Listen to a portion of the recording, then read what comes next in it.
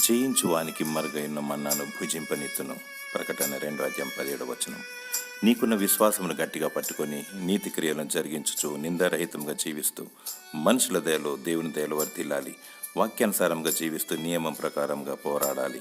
ఏది ఏమైనా జీవ పునరుత్థాన బలమును పొందుకొని లోకములు ప్రత్యేకింపబడి ఉత్తమమైన దాన్ని కోరుకొని ప్రతినిత్యము ప్రభువైన యేసుక్రీస్తు పాదాల చెంత వర్ధిల్లుతూ ఉండాలి. దీపముండగానే నీ ఇంటిని సరిచేసుకోవాలి. నీ ఆత్మను కాపాడుకోవాలి.